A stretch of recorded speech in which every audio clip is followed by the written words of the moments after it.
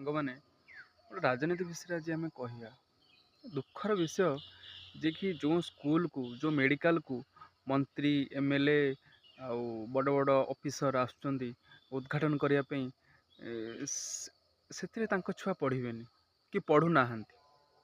ସେ ଆମ ପାଇଁ କରୁଛନ୍ତି, କାହିଁକି ତାକୁ ଉଦ୍ଘାଟନ କରିବାକୁ ଆଉଛନ୍ତି? ସେ ଯଦି ଏତେ ଉଚ୍ଚକୋଟୀର ନୁହଁ, ତାଙ୍କ ପିଲା ସେଠି ପଢ଼ିପାରିବେନି, ସେ ମେଡ଼ିକାଲରେ ତାଙ୍କ ପିଲା ଚିକିତ୍ସିତ ହେଇପାରିବେନି, ସେ କାହିଁକି ସେ ମେଡ଼ିକାଲକୁ ଆସୁଛନ୍ତି ଉଦ୍ଘାଟନ କରିବାକୁ, ଫିତା କାଟିବାକୁ, ଆମେ ଡେଭଲପମେଣ୍ଟ କଲୁ ଏଇ ନାରା ଦେଇକିରି ସେଠି କାହିଁକି ଆସୁଛନ୍ତି? ସେମାନଙ୍କୁ ପ୍ରଶ୍ନ ପଚାରନ୍ତୁ, ଯେଉଁମାନେ ଆସୁଛନ୍ତି ଏମଏଲଏ ମନ୍ତ୍ରୀ ବଡ଼ ବଡ଼ ଅଫିସର, ଆପଣଙ୍କ ଛୁଆ ଏଠି ଏ ସ୍କୁଲରେ ପଢ଼ିବେ କି? ଯଦି ନ ପଢ଼ିବେ ଇଏ କାହା ପାଇଁ ଉଦ୍ଘାଟନ ହେଉଛି? ତାହେଲେ ତ ଏଠି ସେ ସ୍ତରର ଷ୍ଟାଣ୍ଡାର୍ଡ଼ର ଶିକ୍ଷା ତାହେଲେ ଦିଆ ହେଉନାହିଁ ଆମ ପାଇଁ। ଆପଣ କାହିଁକି ଆସୁଛନ୍ତି ଏଠିକି ଉଦ୍ଘାଟନ କରିବା ପାଇଁ, ଫିତା କାଟିବା ପାଇଁ? ବୁଝନ୍ତୁ, ଜାଣନ୍ତୁ, ଇଏ ଗୋଟେ ବଡ଼ ସ୍କାମ୍ ଚାଲିଛି ଆମ ଭାରତବର୍ଷରେ। ଜୟ ଜଗନ୍ନାଥ।